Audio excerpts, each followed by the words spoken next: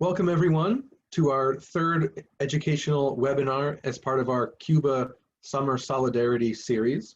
My name is Nick. I will be both your MC tonight and the presenter. I am serving currently as one of the two national co-vice chairs for Socialist Party, and I'm also the secretary of the Capital District Local.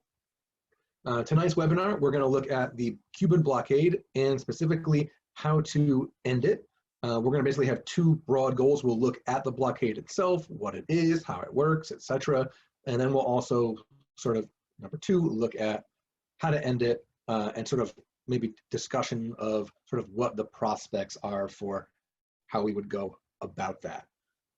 There will be time for Q&A at the end, so if you have questions, definitely please save them. I will be happy to try and answer as many of them as I can.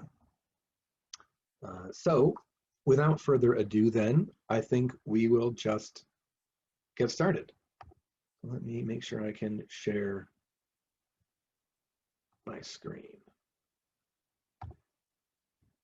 Okay. Okay, hopefully everyone sees that. I'm going to turn myself off so that you can all pay attention to this. Okay, so how do we end the blockade of Cuba? All right, so here's basically an outline of what we're going to talk about. As I was just mentioning, what is the blockade? How does it work? Where does it come from? Why do we still have it? What can we do about it? That's going to be our agenda for tonight. So what is the blockade? A lot of people don't necessarily know what the blockade is. Well, it's actually a lot of things. It's economic sanctions, it's banking and financial regulations, it's commercial regulations, import and export regulations, of course, the famous travel restrictions. So the blockade actually is, different things. It's a conglomerate of various kinds of policies. Mostly, right, as an economic mechanism, it's going to be mostly enforced by the Treasury Department and the Commerce Department. I mean, really the meat and potatoes of the blockade is the sort of what are called the Cuban asset control regulations, which are operated out of the Department of the Treasury. So really these are the kind of the bad cops who enforce the US blockade of Cuba. So what are the legal foundations of it? Ultimately, the main pillar of it is the 1917 Trading with the Enemy Act. That's very much the sort of legal core of how the, again, the sort of legal and financial apparatus that we call the blockade, how that works is that it's sort of based in this Trading with the Enemy Act. But as you can see, there are, the blockade over the years has been added to, so there is, as you can see, several legal statutes and other, regulations that have now been, constitute a much larger body than was originally the case.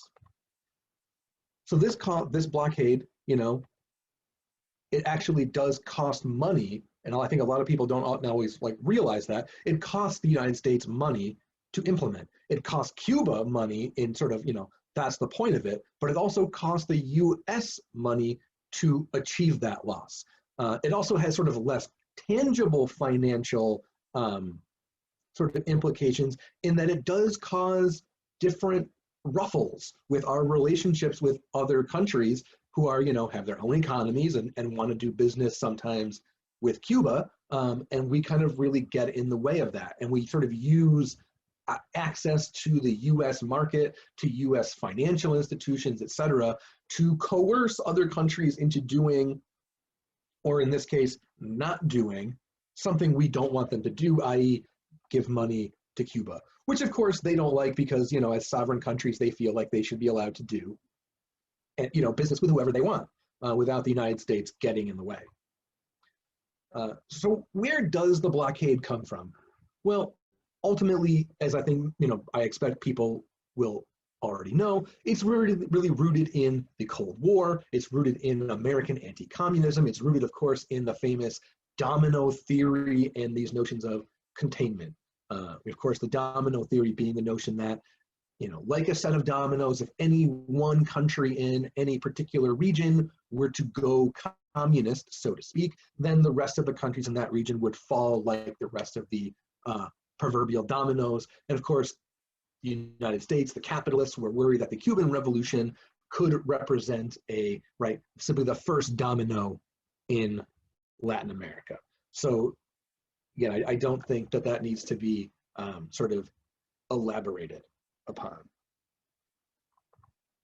So again, I'm not going to go through this in detail, but I just kind of want to give a sense of where the blockade comes from. Of course, we all know famously in 1959, Fidel and the revolutionary forces march into Havana and they take power after Batista had sort of fled the government. There's early on a kind of feeling out period where the United States isn't necessarily hostile to Cuba. We don't necessarily know what's going to happen yet. The Cubans, again, remember that the Cubans have not, the Cuban Revolution is not a communist revolution, quote unquote, from the beginning. Early on, Fidel very much brands his revolution, his movement as, nationalist and democratic. Their original aims are to basically, and this is not something that's sort of unique to Fidel. This is sort of a sentiment that's broadly shared in Cuban society, is that what's going to happen is we're going to get rid of Batista, who we all hate, and then we're going to bring the 1940 Constitution back into effect, and then we're going to have elections basically under the provisions of that Constitution, and we're going to sort of go forward from there. And that's even Fidel and the sort of July 26 movement are on board with sort of this general plan for what post-revolutionary Cuba is going to look like. Things start to take a turn, however, when the Cubans decide to implement agrarian reform. And this is, sort of this really terrible idea that, again, from a US capitalist point of view, that poor Cubans who don't have land and want to farm it should be, given land. And so, of course, what this meant was that the tiny minority of Cubans and, of course, expatriate Americans who owned the vast majority of land had that land taken away from them, which, of course, they're not so happy about. Of course, the Cubans offered compensation to everyone whose property they nationalized, and the United States is, in fact, the only country that refused such compensation. So the agrarian reform goes into effect. This kind of causes some friction. This actually eventually leads Fidel to make sort of a now famous speech in which he basically does announce that, well, yeah, the Cuban Revolution is socialist. What we're doing is socialism. And really, from there, it kind of, it only escalates further and further, right? As, of course, I'm sure plenty of people are aware, as a legacy of colonialism, the Cuban economy is essentially a monocrop, export-oriented economy based entirely on sugar and tobacco. And really way more sugar at that point than even tobacco. And of course, as you would expect, given proximity, the United States is the #1 market for Cuban sugar, which in the minds of the Americans will give them the kind of whip hand. And so we play this game for a little while of, they do something that we don't like, and so the sugar quota gets reduced. And we play this game for, a little while. And eventually the Cuban sugar quota is eliminated, which then brings in the Soviet Union, who offers the Cubans a deal that they, are not going to turn down. They say, oh, you're socialists? I mean, comrades, we'll be happy to sell you oil at well below market rates, and we'll be happy to buy sugar, all of it, for well above market rates. And of course, Cuba needs this money. Not only did Batista flee with hundreds of millions of dollars, but of course, the people who fled with him, his cronies, his torturers, the people who had, really good privileged lives under his regime, who left, who took not only movable wealth, but also proverbial human capital. So the Cubans really need this kind of money to reinvest and sort of begin the process of rebuilding Cuban society into what they want it to be. So eventually, the sugar quota is eliminated. Obviously, 1961, the famous Bay of Pigs incident happens. 1962, the famous Cuban Missile Crisis happens. And eventually, in 1963, basically Kennedy finally issues the Cuban Asset Control Regulations that we talked about earlier, and this sort of really implements sort of fully the blockade. The two things I think it's important to notice, like, is that the blockade didn't happen as a piece. It came out on a rolling basis. It was implemented kind of piecemeal in reaction to events. And you can see, in the early part of the timeline, it's fairly compressed because this is happening in the first few years of the Cuban Revolution at a sort of a high water mark of U.S.-Soviet tensions in the Cold War. And then it sort of dies off until sort of the 80s when Reagan comes in, and Reagan as sort of an arch anti-communist warrior starts, ratcheting up more anti-Cuba stuff. But ultimately, that's what is the origin of the blockade. Its origin is in this early 1960s, moment in the Cold War. This is when we decide that we need to isolate and contain Cuba because of the terrible contagion that communism represents. And so really the plan of the blockade is, on one level, I hope you'll forgive me for the expression, geniusly simple. I mean, it's very straightforward. They figure if you can make life miserable enough for enough people, then they'll hate their government enough to overthrow it. And really, that's really the nuts and bolts of it. And on one level, it's incredibly cruel because, again, the whole idea is, well, if you can just impose enough suffering on otherwise innocent people, then they'll do what you want them to do that they won't do of their own volition because they don't want to. But that's basically the plan. It has been the plan. That was very consciously the plan, and it continues basically to consciously be the plan of what the blockade policy is all about. So you might ask, right, well, why do we still have it? So number one, I would say, what's a good reason? Well, CANF, so the Cuban American National Foundation. So there's basically a political, reason for this. And the Cuban American National Foundation is, on one hand, a lobbying group, and it exists to advance and protect the interest of Cuban Americans in America. And that, on one level sounds totally unobjectionable and totally fine. And so when you sort of dig deeper, though, and you sort of find out what that means, well, it's sort of not so great. Because one of the things that they sort of primarily did was lobby very, very successfully for heavily preferential immigration terms for Cuban Americans, really unlike any other immigrant group I can even think of in this country. For a while, especially the early wave of Cuban emigres who left with Batista, again, the functionaries, the torturers, the people who were profiting from his regime, these people were given, sweet deals. They were given money, houses, jobs. They were set up. One of the reasons why the expatriate Cuban communities in places like, in particular Miami, are so strong, so well entrenched, so wealthy, is precisely that they were really given a tremendous leg up in getting started in this country. And of course, for very obvious reasons.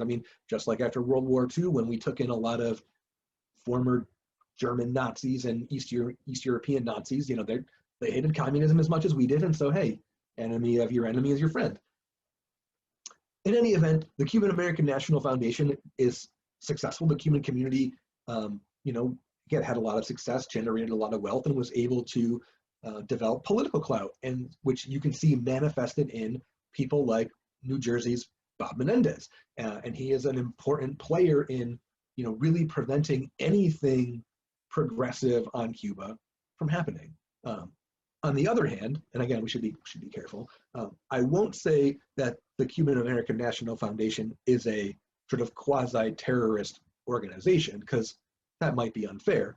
But what you could say is that, statistically speaking, its members have a shocking propensity to find themselves embroiled in all manner of anti-communist, anti-regime, putschist type propaganda behavior, and have done so for decades. And this is not only rank and file members, but the top leadership of the group. So we won't talk about the group, but again, oddly enough, a lot of its members seem to be heavily involved in a lot of, frankly, illegal, almost paramilitary activity. We'll leave it at that. The other really big stumbling block, I would say right now, is the Helms-Burton consensus. So in 1996, as we saw previously, Congress passed Helms-Burton. Well, what is Helms-Burton? Or I should say, what does Helms-Burton attempt to do? And what it attempts to do is to impose various conditions that Cuban society has to meet in order for basically to trigger the eligibility of the blockade to be ended by the president. This consensus, you still hear it talked about by basically every administration, even on coming in. Biden referenced it. Trump talked about it at several points. There is essentially a bipartisan consensus that Helms-Burton takes the ball out of the president's court and leaves it with Congress. That essentially means Congress has a veto over any president's attempt to end the blockade. That's what, and this really, this way of thinking, true or not, does have, I think, a huge impact and an outsized impact on why we still have the blockade. So, ending the blockade. I'm taking it for granted, and I think a lot of people do, that the answer to the question, do we need to end the blockade, is yes. Overwhelmingly, it's yes, right? The world thinks so, right? For nearly 30 years, and this just happened earlier, last month, within the last couple of weeks, COVID-19 notwithstanding, 30 years in a row, the world has voted. And not just, like by a little bit, by hugely lopsided majorities. I mean, it's always United States, and of course, our best buddy, Israel, who vote no. Maybe we're joined by like one or two really tiny countries that were able to strong arm somewhere. Maybe a couple countries like this last time, I think Ukraine and Colombia, totally, shockers there, abstained. And that's the most people will do. Overwhelmingly, the UN condemns this and has done so for 3 decades. Like, the world's opinion is in no way, I think, at all unclear about what the policy ought to be going forward, and that's the blockade should be ended. Right? Not only this, but like US opinion seems to back this up, right? As recently as 2016, 73%, right? And this was, of course, back when, in 2016, when Obama was liberalizing relations with Cuba, and over, 3/4 of people want to end the blockade. Americans don't even, like this policy. We all sort of recognize that it's been 60 years. It hasn't worked. It's certainly not going to work anymore, right? The world is against it. We don't even believe in it. The Cubans, of course, don't, believe in it. They technically think that it's a war crime, right? Under the Geneva Convention, Article 2, sections, B and C, I believe, they argue that the blockade is literally a war crime. They also argue that it is an act of genocide, right? There is no, there's no ambiguity from the Cubans about the fact that they think this is, in fact, an act of war, an act of aggression. This is not a mild policy. This is a crime, and something that obviously is an injustice that is being imposed on them by a more powerful country. Right, the world is against it.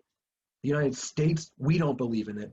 The Cubans think that it's, right, literally, they think they argue it's an act of genocide. That tells you, I think, on some level, they feel very, very, very strongly about this. So everyone seems to be against it, right? And yet it's still there, right? And we've talked about some of the reasons why, despite all of this, it's still there. So how do we go about ending this blockade? So really there are, I think, at present, 2 basic strategies. And I'll preface this by giving a qualifier, because I think that's important. I am not myself a constitutional lawyer. That is not my background. I did discuss this and had the source materials looked at by a couple of people I know who are constitutional lawyers. That is their background. So I mean, I did check this, but again, if you have like super technical legal questions, I would have to probably get back to you after I check with people who really know what you know the real meat of this. So that said, let's talk about the two ways that it can be done. So despite what we talked about earlier, despite the Helms-Burton consensus, it turns out the president actually can unilaterally end the blockade. He can, with a stroke of a pen, you know, again, obviously this is a toy example, it's not that simple. He can just write down, the blockade is, I want the blockade to be over, stop doing it. And that would be it. That would be the end of the blockade. So how would this work? Let's just, again, hypothetically, the president issues the legal document, whatever that would be, that ends the blockade. Ultimately, members of Congress, they could attempt to sue him. They could attempt to stop him. Well, so the first hurdle, and this is, you know, an insuperable hurdle, they could not establish standing. Because to establish standing, you need to show that you have been harmed by the action. And it's sort of like on the face of it, manifestly, pretty impossible to even fathom how you could argue that members of Congress have been in any way materially harmed, right? You can't just feel bad about it. You have to have been harmed in some way, materially. And they would never be able to show that they have been harmed personally, materially, by what the president did. So they would never get by the first hurdle of the lawsuit. But, we're here, let's play along. Assume that we could get past that, right? We'll wish that away on their behalf. I don't know why we would be so inclined to be so generous, but you know what? Let's just keep thinking it through. So even if you get past that, there are still two other things that really knock out any ability that, you know, an oppositional party, you know, resisting this could try. So the first thing is the so-called presidential supremacy clause. The Constitution gives the president 110% control over U.S. foreign policy. This is rock solid in constitutional jurisprudence. Like, this is not a point that's really in question. The president handles foreign policy. The Congress cannot usurp that power. That's constitutional. And so if it ever came to the Supreme Court, this policy would be overriding. Number two, if we even needed another sort of like definitive smackdown, there is the so-called political question doctrine. And this is a doctrine whereby the Supreme Court takes a hands-off policy to matters that are basically should be decided by the elected branches of government, so that ultimately it doesn't decide questions of political policy, right? The Supreme Court doesn't make public policy.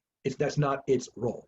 And so ultimately, even if this case got to the Supreme Court, they wouldn't handle it, they wouldn't take it because of the political question doctrine. And even again, wishing that away, if they did, the presidential supremacy clause would trump it if it even got that far.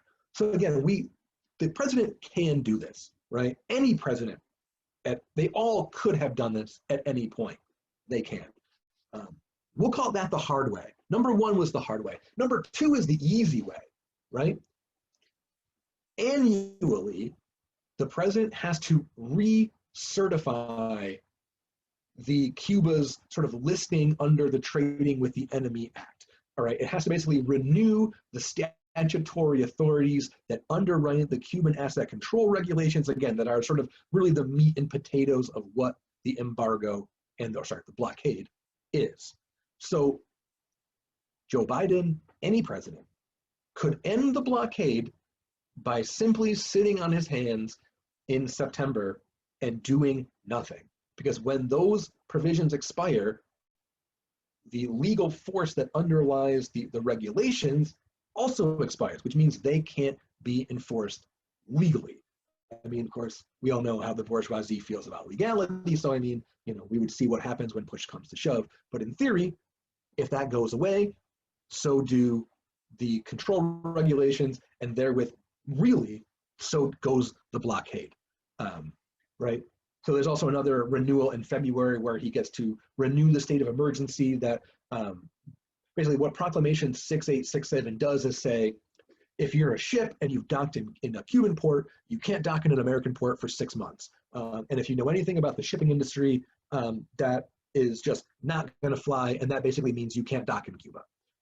And basically, he's got to renew the state of emergency that justifies, that proclamation. Right? Again, he could sit on his hands and do nothing 2 times in a year, and the really the legal apparatus and statutory authorities that underlie and really are the blockade would simply cease to be. So here's how we can end the blockade. I want to say, I know it probably looks at this point like I've given one answer about how to do that. And I hope it won't be seen as a bait and switch when I give sort of what I think the real answer is. Because I know that from what I've said, it might look like, well, okay, he can do it. So why don't we just, keep lobbying Joe Biden? Why don't we keep lobbying whoever the president is to do this? What I think showing how easy it would be to do, what I think this really shows us is it is this easy, and yet it isn't and hasn't been done. It's unlikely to be done. Why? Is because this policy serves a function for the ruling class that is in many ways, again, so rooted in illogical anti-communism that it genuinely is no longer about whether the policy is effective at achieving its stated aims. It really has sort of gone well beyond that point. So what I want to say is, how do we end the blockade? Genuinely, and I hope people don't take this as a pessimistic conclusion, right? I don't think we can end the blockade by begging the capitalists to do it. I think we can really only end the blockade by taking power as socialists in this country. That's how we end the blockade. We end it, and I think, again, not that we shouldn't continue to demand of the capitalists that they do it, because again, there's value in articulating and agitating on behalf of that demand. But ultimately, I think, in my heart of hearts, I really genuinely think the blockade's only going to end when we, the socialists, when we, the people who oppose it, have the power to end it. Because the capitalists have always had the power to end it, right? As I think we talked about, right? They've had two, one easy and one, maybe more difficult way to do it. But they have really easy ways to get out of it, and they don't, because they don't want to, right? That's the fundamental point.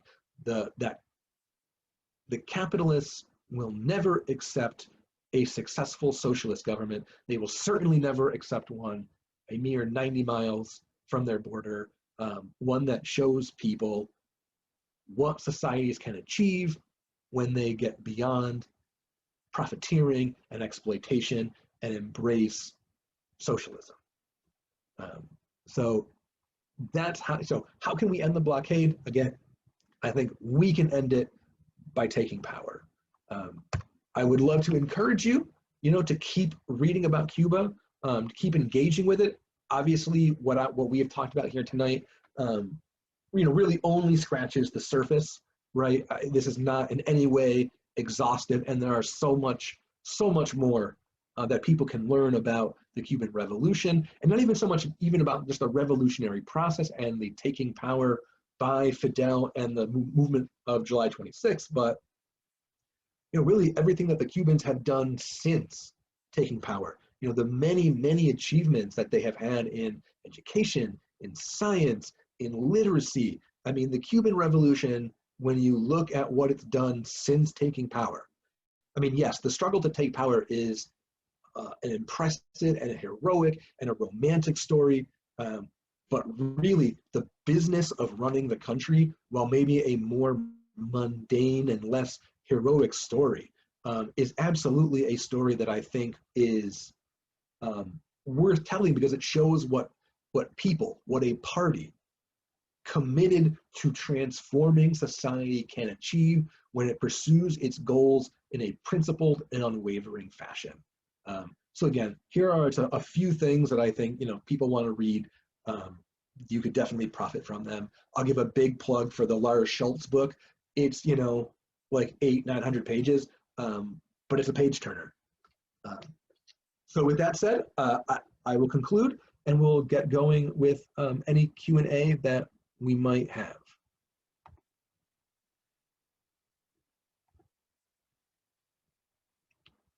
All right, so if there are questions, put them in the chat or in the question functions.